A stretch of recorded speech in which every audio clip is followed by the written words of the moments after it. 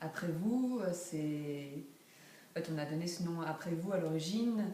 On travaille beaucoup sur des installations interactives qui invitent les spectateurs à devenir acteurs dans la création. C'est-à-dire on livre un objet qui va être augmenté, animé par les publics. Et d'où ce nom.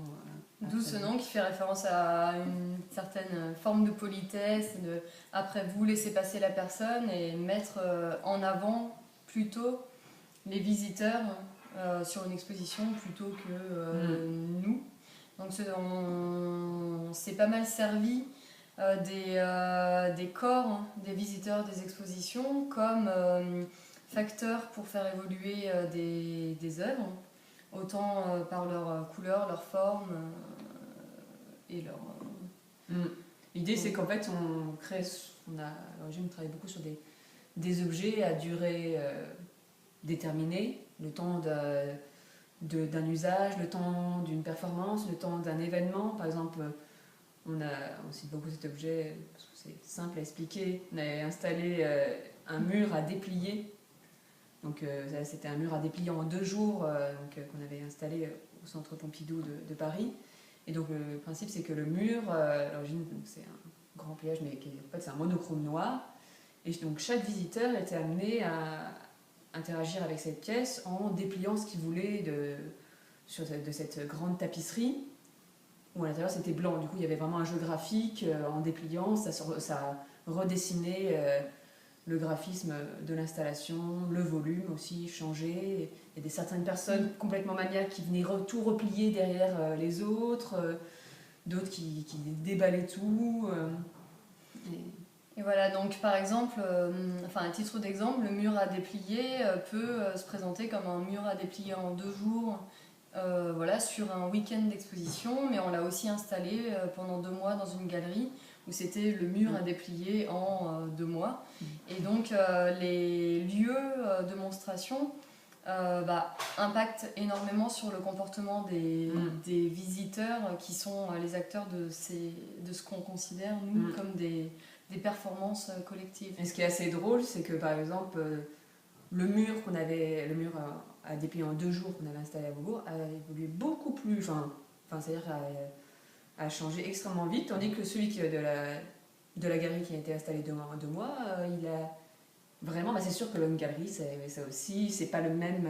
C'est plus impressionnant. C'est plus impressionnant. Du coup, l'idée de toucher une œuvre, nous, ce qui nous intéressait aussi, c'est en quelque sorte la désacralisation. C'est ça, donc on peut toucher une œuvre, mais on peut participer à une sorte à la création de l'objet aussi. Et du coup, quand on l'avait installé dans la galerie, on venait même l'animer nous-mêmes, parce que c'est vrai que c'est pas facile. On a fait des attentats en fait. Ouais. On est autant acteurs que les publics qui vont passer sur l'exposition. Et donc, peut-être une dernière chose, c'est qu'il y a une réelle importance des titres qui sont donnés aux objets. D'ailleurs, on retrouve leur temporalité dans les titres qu'on donne souvent, leur temporalité ou alors leur mode d'emploi. Donc, par exemple, une chaise qui va s'appeler 365 façons de s'asseoir. Donc, ça invite finalement, bien sûr, à une action, comme le mur à déplier ou le mur en attente d'objets. Ça invite à une action, ça incite, sans être une notice explicative, ni un ordre donné par la personne qui va garder la galerie ou le musée. Donc, nous, ce qui nous intéresse, c'est vraiment que ce soit dans l'invitation et que le contact soit direct, sans explication. Voilà, on ne donne pas des règles du jeu, c'est pas vraiment... Il faut que ça communique tout seul. Il faut que l'envie de mouvement, de geste soit directe et qu'il y ait une envie surtout, une envie de mettre en mouvement, de toucher, d'approcher la matière. Parce que pour nous, c'est des grandes performances, c'est des danses.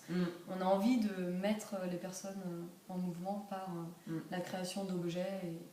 Voilà, l'objet est aussi important que le mouvement qu'il va déclencher. C'est-à-dire cette tapisserie, par exemple, c'était pour nous aussi important l'objet visuel qui était créé que le geste. C'est vraiment le geste et c'est souvent le point de départ de nos objets, c'est le geste. Le geste qu'on a. Souvent, c'est un vocabulaire de gestes assez commun. On ne cherche pas à prendre des gestes extraordinaires. Ce qui nous intéresse justement dans vu qu'on s'adresse à des publics, c'est souvent interactif, c'est que, voilà, que ce soit des vocabulaires très, très simples de déplier, déposer, lire, tourner des pages, voilà, c'est très faisable quoi. Donc pour résumer, nous on se situe entre art, design et performance. On essaye d'être toujours à la frontière entre ces trois domaines qu'on a identifiés particulièrement.